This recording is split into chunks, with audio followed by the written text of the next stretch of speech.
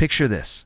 You're living your dream, traveling across the country for an incredible opportunity, sending daily photos and voice messages to the person you love most, only to discover they've been building a whole new life with someone else. Not just dating, but creating the domestic routine you thought was waiting for you back home. That's someone else? A guy who became her grocery shopping partner, her Netflix binge buddy, her everyday everything while you were out there chasing your dreams and thinking about your future together. Before we jump back in, tell us where you're tuning in from and if this story touches you. Make sure you're subscribed because tomorrow I've saved something extra special for you. This isn't just about betrayal. This is about what happens when you realize the person you've been planning forever with was treating your absence like freedom, and your dreams like an inconvenience. But here's the twist. Sometimes the universe has a funny way of showing you that what you thought was your biggest loss was actually your greatest escape route. Emma and I had been together for 3 years when the opportunity came up. 3 years of what I thought was building something real, something lasting. We met during sophomore year at the University of Colorado, both of us studying business, but with completely different dreams. I was obsessed with outdoor adventure tourism, always talking about combining my love for travel with work, while Emma was more traditional steady job, predictable income, white picket fence dreams. Apartment in Mountain View was small but cozy, filled with travel magazines I'd collect and business journals she'd stack neatly on our shared desk. Every morning I'd make coffee while she got ready for her marketing internship downtown. Every evening we'd cook dinner together while I showed her photos from adventure blogs and talked about places I wanted to explore. She'd smile and nod, sometimes adding comments about how expensive travel was, or how hard it would be to maintain a relationship with all that moving around. I should have paid more attention to those comments. The Ray corporate travel program opportunity landed in my inbox on a Tuesday morning in September. 6 months traveling to different outdoor destinations across the Pacific Northwest, documenting adventure tourism spots, working with local guides, and building content for their upcoming campaign was everything I'd been working toward. The exact bridge between my passion and my career goals. The pay was decent, all expenses covered, and it would set me up perfectly for the adventure tourism industry I desperately wanted to break into. When I told Emma, her reaction wasn't what I expected. She didn't jump up and hug me or celebrate the way I thought she would. Instead, she sat quietly on our couch, playing with her phone case, asking practical questions that felt more like obstacles than genuine curiosity. How long exactly? What about our lease? What about her birthday in February? What about the plans we'd made for the holidays? I explained everything carefully. 6 months, October through March. I'd still pay my half of the rent, obviously. Fly back for her birthday and any important events. The holidays might be tricky, but we'd figure it out. This was my shot. The opportunity I'd been waiting for since freshman year, when I first started dreaming about turning travel into a career. She nodded and said she understood, but something in her eyes felt distant. That night, instead of celebrating, we ordered takeout and watched Netflix in relative silence. I kept trying to bring up the excitement of it all, the places I'd get to see, the experience I'd gain, how it could set up our future together. She'd respond with short answers and kept checking her phone more than usual. As I prepared for departure, Emma seemed to oscillate between supportive girlfriend and resentful partner.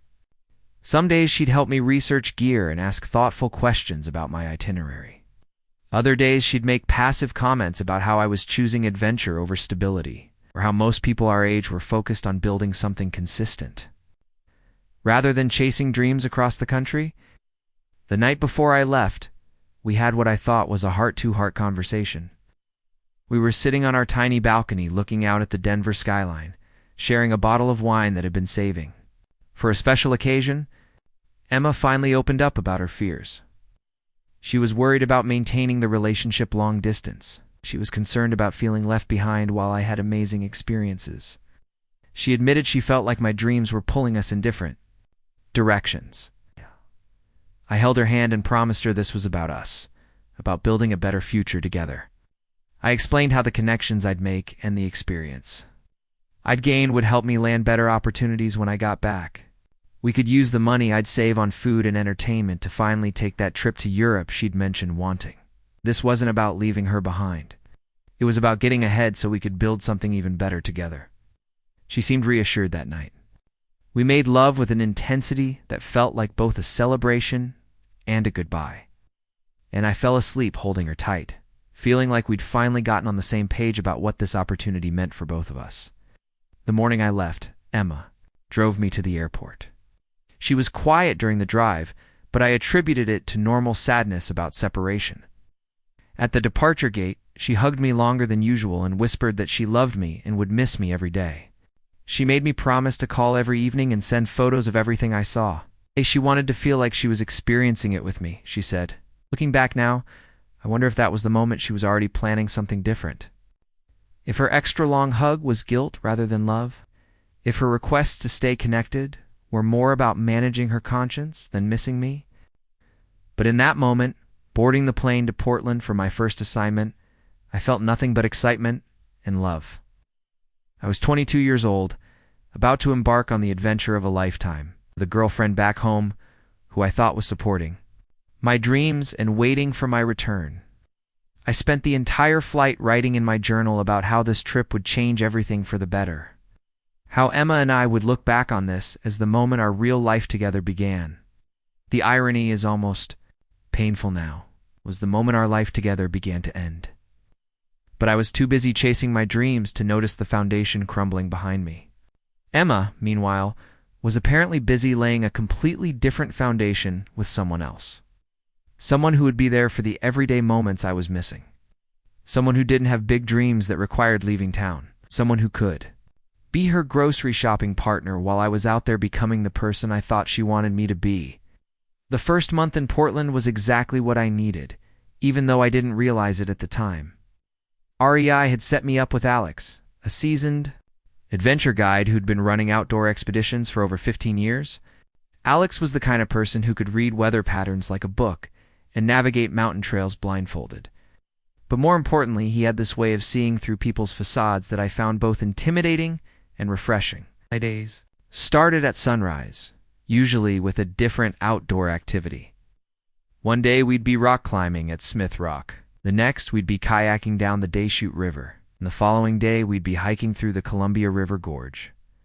Alex taught me that adventure tourism wasn't just about the adrenaline rush or the Instagram-worthy photos.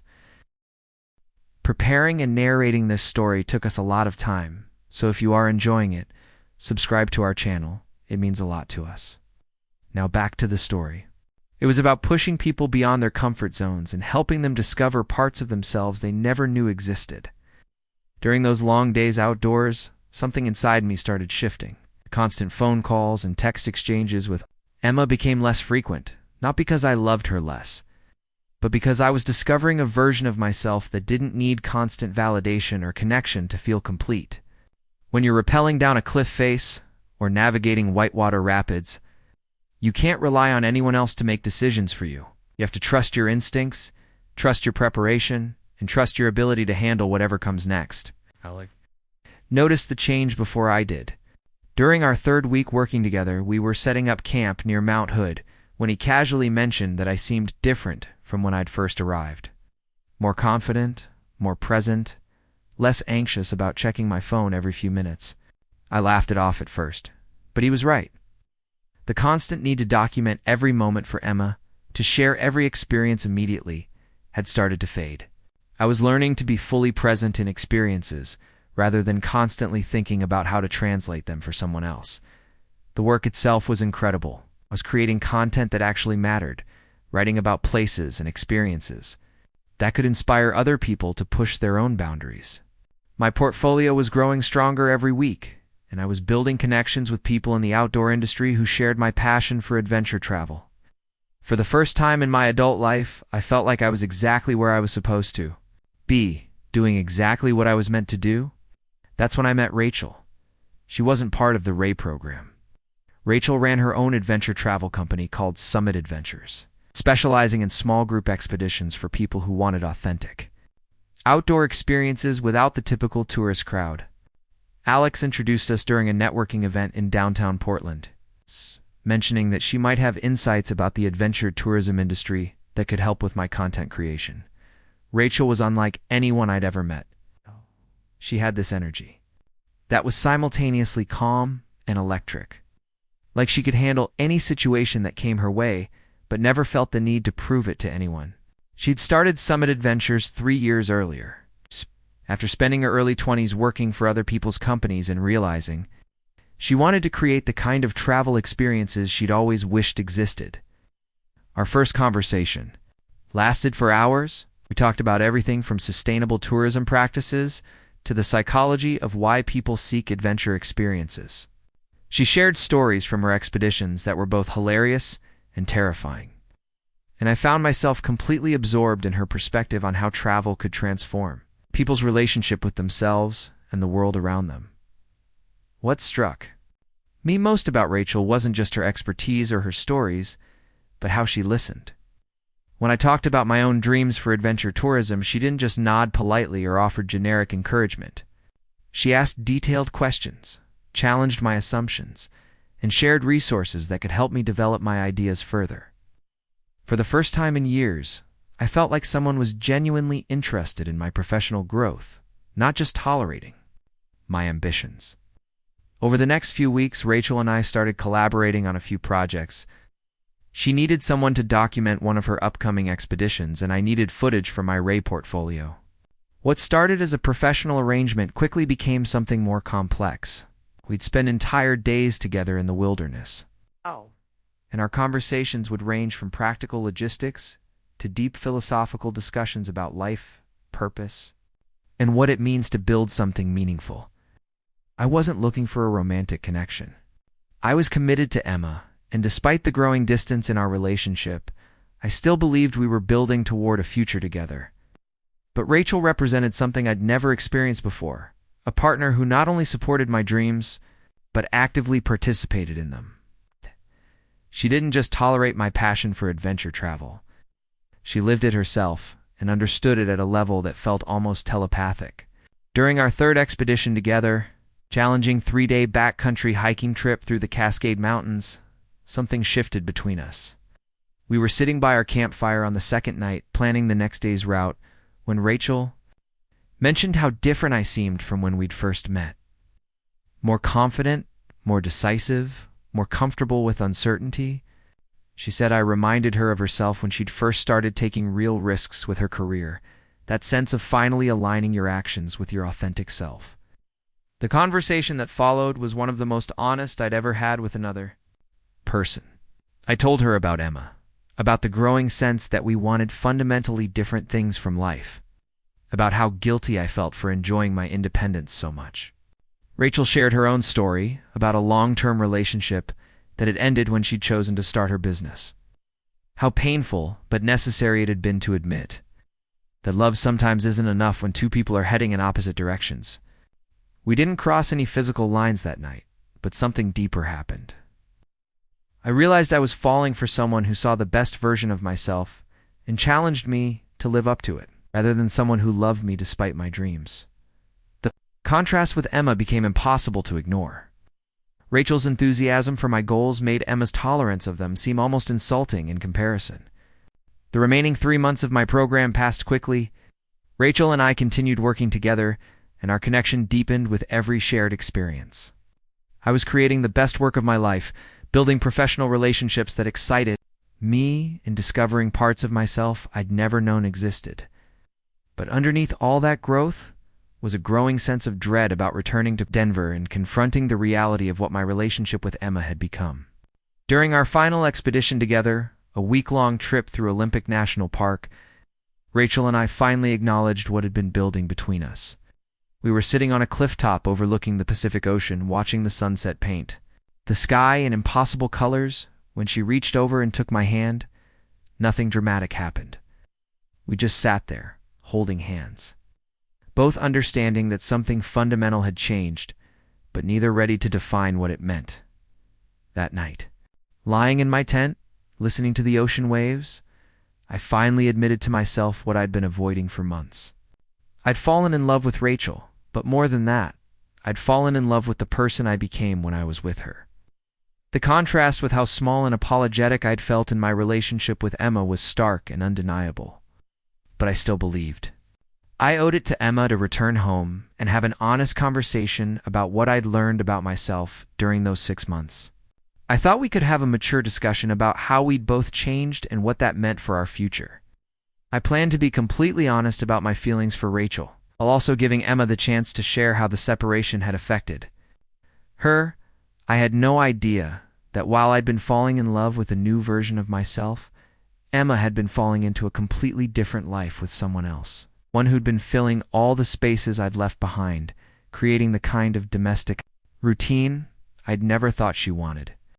Someone who'd been there for grocery shopping and movie nights and all the small daily intimacies that I'd assumed would be waiting for me when I returned. Looking back, those 6 months weren't just about discovering adventure tourism or building my career.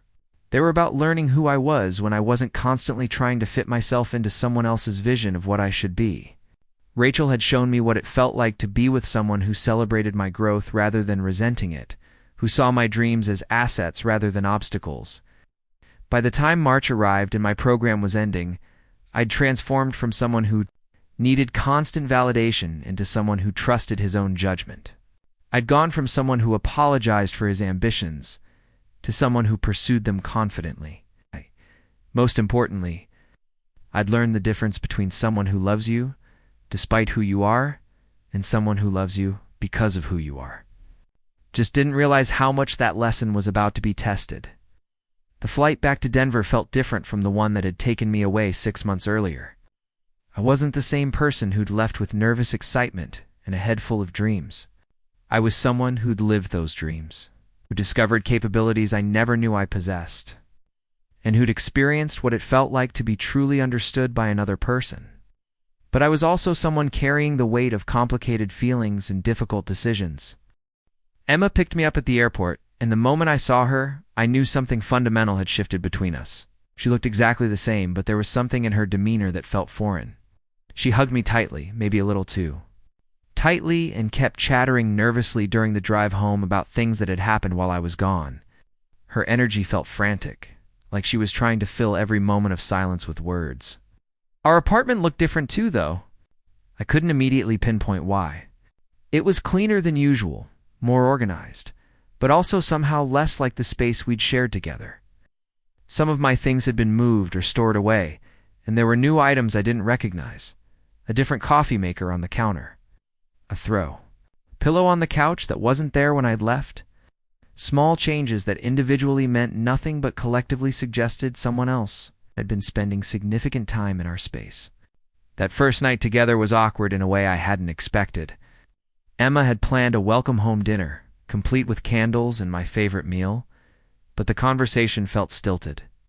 She asked surface-level questions about my trip, but when I tried to share deeper experiences or talk about how the work had affected me professionally, her attention seemed to wander. She kept checking her phone and making comments about how different I seemed, how serious I'd become. The physical intimacy felt forced too. Emma initiated sex with an urgency that felt more desperate than passionate, and afterward, as we lay in bed, I found myself thinking about Rachel. Not in a comparative way, but more like remembering what it felt like to be with someone who understood me completely. The contrast was unsettling, and the guilt that followed was even worse. Over the next few days, I started noticing more inconsistencies. Emma's routine had changed dramatically while I was gone. She'd developed new habits, new preferences, even new phrases she'd picked up from somewhere. She mentioned places she'd been and things she'd done that seemed to involve more social activity than she'd ever shown interest in before. When I asked about details, she'd give vague answers or change the subject. The breaking point came on a Thursday evening, exactly 1 week after my return. I'd suggested we go grocery shopping together, something we used to do every week before. I left. It was one of those mundane couple activities that I'd actually missed during my time away. The simple domesticity of wandering through aisles together and planning meals for the week. Emma's reaction was immediate and strange. Flustered and started making excuses about why we shouldn't go to our usual store. She suggested a different location, then changed her mind and said we should order groceries online instead. When I pressed her about why she was being so evasive, she snapped at me with an irritation that felt disproportionate to the situation. That's when Mia called. Mia had been our mutual friend since college, someone who'd always maintained relationships with both of us independently. She'd been supportive of my travel opportunity from the beginning and had checked in with me regularly. During my time in Portland, when her name appeared on my phone that evening, I expected a casual catch-up call about my return home. Instead, her voice was tense and uncomfortable. She asked if I was alone, then said she needed to tell me something that had been weighing on her for months. The story that followed shattered everything I thought I knew about my relationship with Emma and my time away. Mia explained that Emma had started spending time with Tyler about 2 months after I'd left. Tyler was someone we both knew casually, a guy who worked at the outdoor gear shop downtown and had always been friendly, but never particularly close to either of us. According to Mia, what started as Emma asking Tyler for advice about camping gear she wanted to surprise me with had evolved into regular hangout sessions. But it wasn't just casual friendship. Tyler had essentially moved into our apartment. He was there most evenings, staying over multiple nights per week, and had integrated himself into Emma's daily routine in ways that went far beyond friendship. They grocery shopped together every week at the Whole Foods on 16th Street. They had established dinner traditions and movie night rituals. They'd even taken a weekend trip to Boulder together, something Emma had told mutual friends was a girls' trip with her coworkers. The worst part wasn't just the emotional infidelity or even the physical relationship that Mia heavily implied had developed. It was how Emma had crafted an entire alternative narrative about my absence. She'd been telling people that my travel program was my way of avoiding commitment, that I'd chosen adventure over building a stable relationship with her. She'd positioned Tyler as someone who appreciated the simple pleasures of domestic life that I'd rejected in favor of chasing dreams across the country. Mia had struggled with whether to tell me, especially since I'd seemed so happy and fulfilled. During our conversations while I was in Portland, that she'd finally decided I deserved to know the truth, particularly after seeing Emma's panic about my return and her desperate attempts to end things with Tyler before I discovered what had happened. After hanging up with Mia, I sat in our apartment looking around at all the small changes I'd noticed but dismissed. The new coffee maker was Tyler's. The throw pillow was something they'd bought together. Shifted furniture arrangement accommodated his presence in the space that was supposed to be ours. When Emma came home from work that evening, I was sitting at our kitchen table with a calmness that surprised even me. 6 months of learning to trust my instincts and handle challenging situations had given me a confidence I'd never possessed before. I wasn't angry or devastated in the way I might have been before my trip. Instead, I felt a strange sense of clarity, like puzzle pieces were finally clicking into place. Oh. I didn't confront Emma with accusations or dramatic revelations. Instead, I simply said I knew about Tyler and asked if she wanted to explain what had been happening while I was gone. The conversation that followed was one of the most honest we'd ever had, though not in a way that brought us closer together. Emma's initial denials quickly crumbled when I mentioned specific details Mia had shared.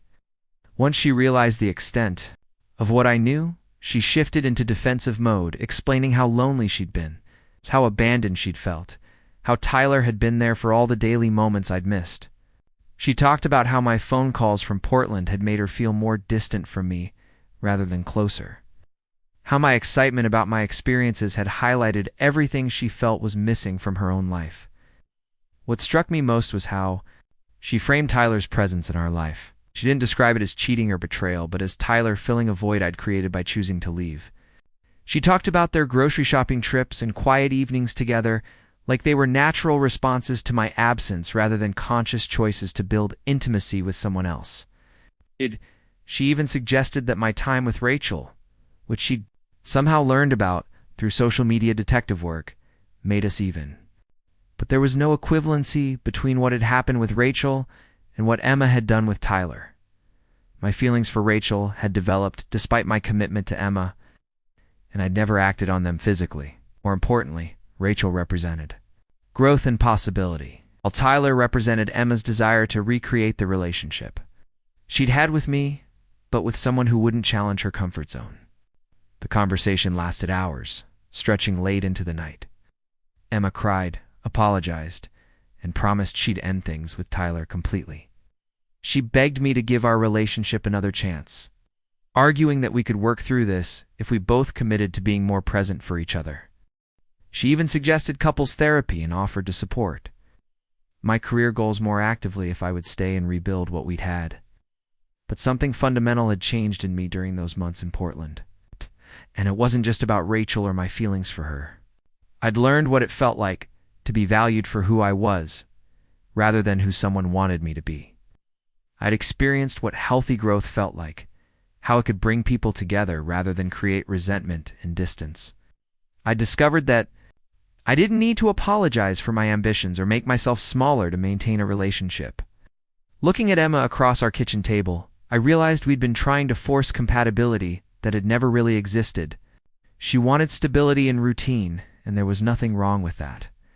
But I needed growth and adventure, and there was nothing wrong with that either. We'd both been trying to change the other person, instead of accepting that we simply wanted different things from life. The decision I made that night wasn't just about choosing between Emma and Rachel. Though Rachel had certainly shown me what a supportive partnership could look like, it was about choosing between a relationship that required me to diminish myself and a future where I could continue growing into the person I was meant to be. I told Emma I was moving out and that our relationship was over. Not because I couldn't forgive her for Tyler, but because I finally understood that we were fundamentally incompatible in ways that love alone couldn't bridge. I wished her well and meant it sincerely, but I also knew that staying would be unfair to both of us.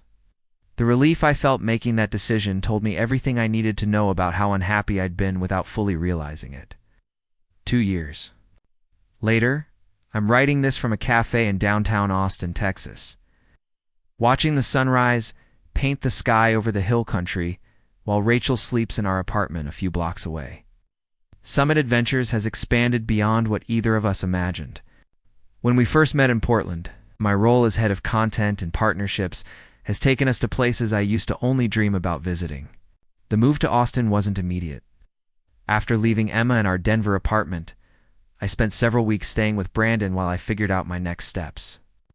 The Ray program had ended, but the connections I'd made and the portfolio I'd built opened doors I hadn't expected. Rachel offered me a position with Summit Adventures that would allow me to combine my passion for travel with meaningful work. But it meant relocating to Texas, where she was expanding the business. The decision was surprisingly easy. I'd spent years trying to compromise my dreams to fit someone else's vision of what our life should look like. And I wasn't about to make that mistake again. Within a month, I'd packed everything that mattered into my truck and driven south to start over in a city where nobody knew my history or had expectations about who I should be. Austin embraced us both immediately. Outdoor adventure community. Here is smaller than what you'd find in Colorado, but it's incredibly supportive and collaborative.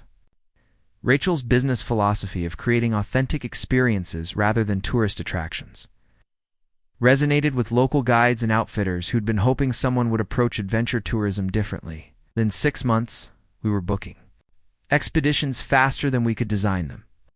My relationship with Rachel developed naturally once we were both free to explore it, without the complications of my previous commitments. What had started as professional collaboration and deep friendship evolved into the kind of partnership I'd never known was possible. We challenge each other professionally, support each other's individual growth, share a vision for what we want to build together that extends far beyond just our romantic relationship. The work itself has been more fulfilling than anything I experienced during my corporate internships. Last month, we guided a group of executives through a week-long leadership retreat in Big Bend National Park that combined rock climbing with strategic planning sessions. The month before that, we took a family dealing with a teenager's anxiety on a carefully designed river rafting expedition that helped them reconnect and communicate in ways they hadn't achieved through traditional therapy. Every expedition is different, but they all share the same core purpose of helping people discover capabilities they didn't know they possessed. There's something powerful about watching someone realize they can handle more uncertainty and challenge than they'd believed possible. It reminds me of my own transformation during those months in Portland, how stepping outside my comfort zone revealed strengths I'd never accessed before. The business success has been gratifying, but the personal growth has been even more significant.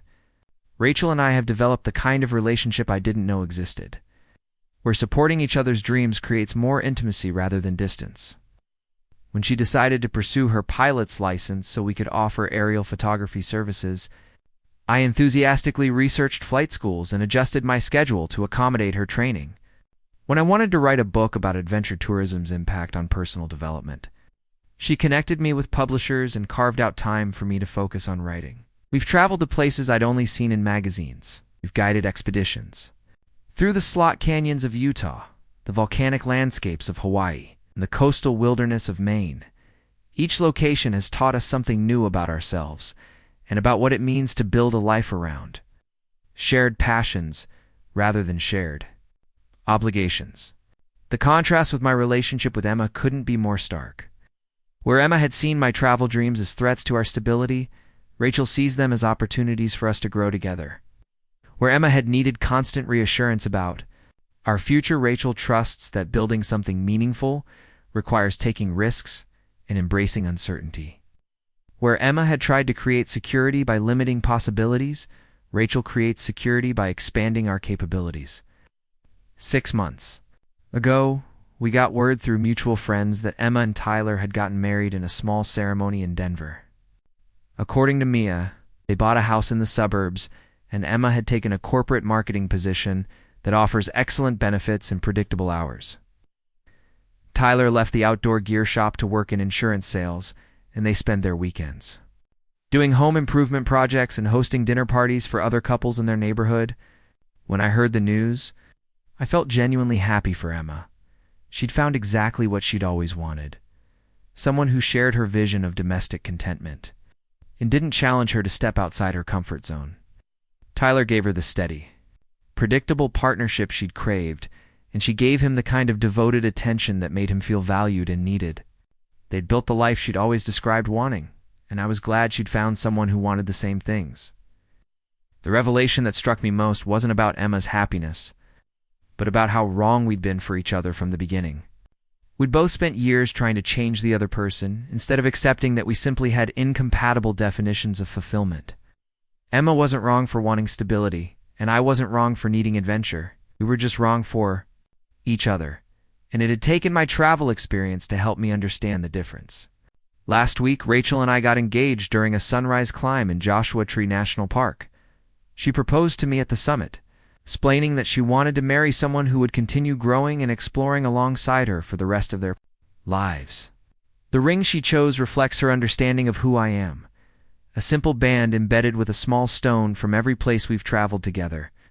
Our wedding will be an adventure in itself. We're planning a ceremony on a mountaintop in Colorado, followed by a honeymoon expedition through Patagonia. The guest list includes the guides, photographers, and fellow adventurers who've become our chosen family over the past 2 years. Emma won't be there, obviously, but I hope she's building her own version of happiness with Tyler and their suburban dinner parties. Sometimes I think about how different my life would be if Emma had never started grocery shopping with Tyler. If I'd returned from Portland to the relationship I'd expected to find, I probably would have stayed, convinced myself that our problems were fixable, and spent years trying to force compatibility that was never really there. Tyler's presence in our apartment was actually the push I needed to admit what I'd already discovered during my time away, that I'd outgrown the person I'd been when Emma and I first got together. The betrayal that felt like the end of everything turned out to be the beginning of the life I was meant to live. Emma made Tyler her grocery shopping partner while I was chasing my dreams, and I made her my travel story about leaving dead weight behind. Turns out we both got exactly what we needed, even if it wasn't what we thought we wanted. Up next, you've got 2 more standout stories right on your screen. If this one hit the mark, you won't want to pass these up. Just click and check them out.